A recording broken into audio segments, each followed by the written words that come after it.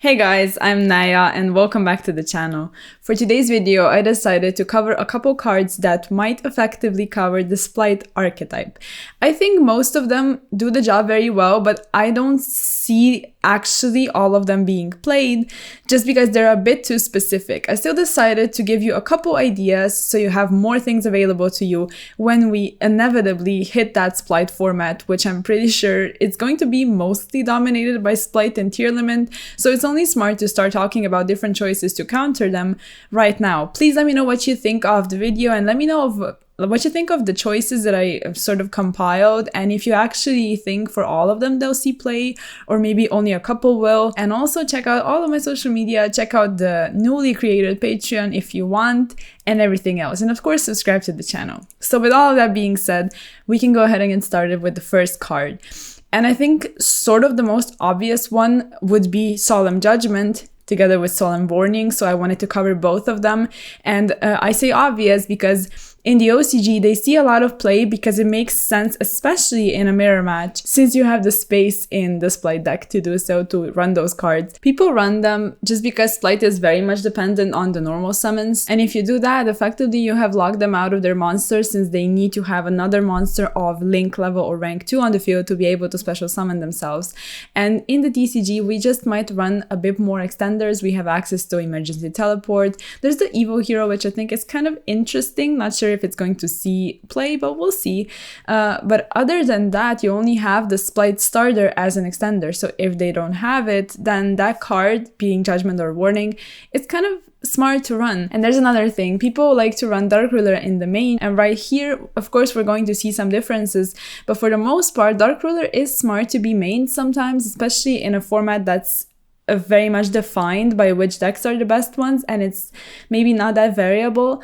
And if you have that Dark Ruler, you just might want to swap it out with something that's a bit better going first if you decide to go first game 2 or game 3, which more than likely you will, so you have more going first cards and you have something to swap out, which is also nice. Now the next one I already mentioned a bit, I already spoiled a bit because I mentioned Dark Ruler, and Dark Ruler is of course amazing into a combo heavy format, and this one with Splight ending up on almost the same kind of board every single turn, it's very much dependent on the monster disruptions they have. So if you have Dark Ruler, that's very, very nice. Of course, you need to keep in mind that you cannot OTK your opponent during the turn you use it. And that's why they also run Judgment in the OCG, because since you cannot actually deal damage, you cannot OTK your opponent, then you just set that Solemn Judgment and wait for their next turn, which inevitably you'll activate it and then steal off the game that way. The next card is Ghost Ogre, and it's very, very nice against Gigantic Splight because it needs to detach for effect. Usually XYZ monsters detach for cost, but this one doesn't, so Ogre can effectively counter it. Okay, the next one is another one of the Ghost Girls, which is Winter Cherries, and I'm not entirely certain how played it's going to be because it only sees play in a format that's so oversaturated with one deck that it makes sense to run Cherries. However, if our format is a bit more diverse, since we still have a lot of decks moving into the next format that are available to us due to the ban list and all of that, or the lack thereof, I should say, since we have all of that, I don't know how much play Cherries is going to see, but it's incredibly powerful to just get rid of the most important extra deck monsters, whether that be in the Splight matchup or any other matchup. But for Splight especially, just getting rid of that Gigantic Splight or something like that, I think it's going to be amazing. The next one is DD Crow, and DD Crow is vital when it comes to running Totems, because if you get rid of that, then effectively you have dealt with a very important engine in the Splight deck. And overall, DD Crow is not a bad choice just because number one, Splight is going to see a lot of play, so it's almost always going to be applicable, and number two, DD Crow is so applicable against many other matchups that I think that's a very smart choice because it is going to be busted against Tearlament and of course against all of the regular decks that are seeing play right now. And then we have a couple of those cards which I already hinted at that I don't see how much play they're going to have, but it's still cool to talk about them because they see occasional play in the OCG and they have an effect that's very powerful against Splight, and it's changing the levels. So modifying the levels is of course a way to counter the archetype because it's so dependent on the levels, ranks, and links, which are the same, and that's 2. So if you play something like "and the band played on," that's not exactly level modulation, rather it's a way of preventing your opponent to even play, to even use the Splight effects or their summoning procedures, I should say. And then you have Mischief of the Gnomes and also Stygian Dirge, which they both of them do almost the same thing,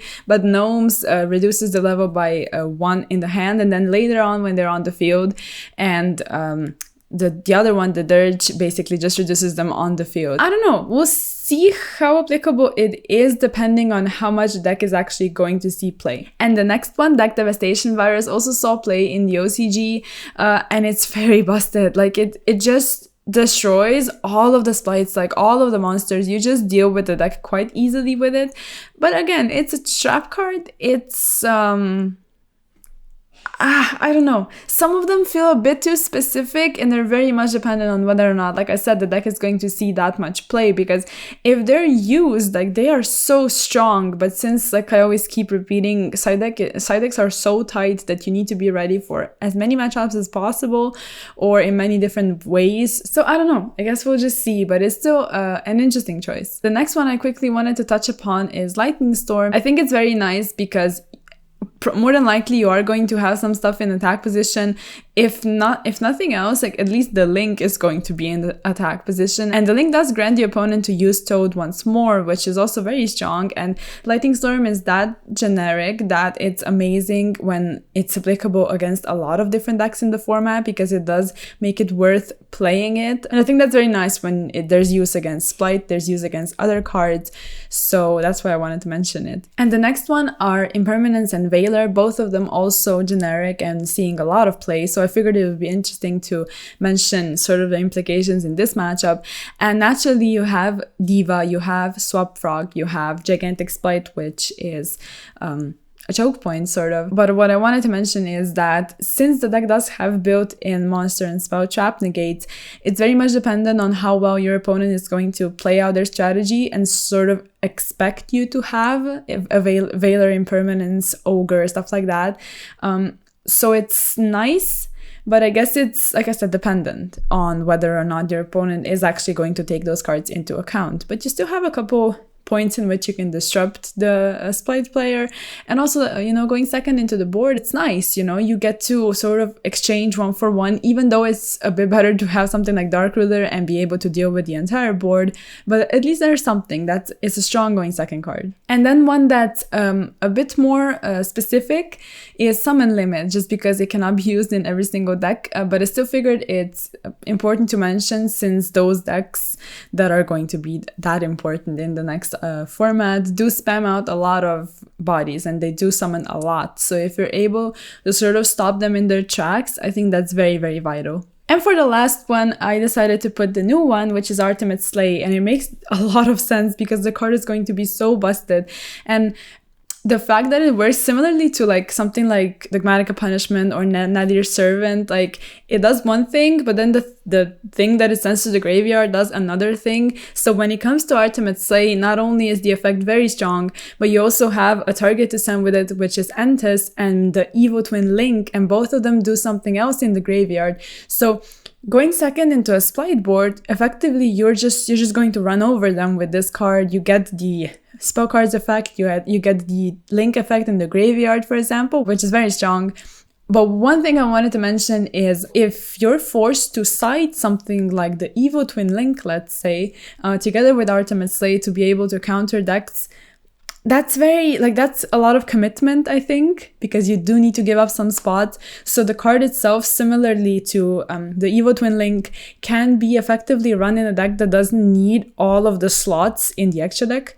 So the Splight archetype can actually just have the extra deck Entis and the Evo Twin already there because they have a couple flex spots, but it's not like that with every single deck. So I think not only against Splight, I think it's going to be interesting how we see the card, you know, Artemis Slay just seeing play moving forward, depending on, you know, the space people actually have, how much they're willing to dedicate for it, like all of that. So yeah, that's about it. Hopefully I gave you a couple ideas, and please let me know if you think all of these cards are going to be seeing play, which ones of them them will maybe you be playing, all of that. And also like the video if you like it, sub to the channel, check out all of the social media, and I'll see you in the next one. Peace!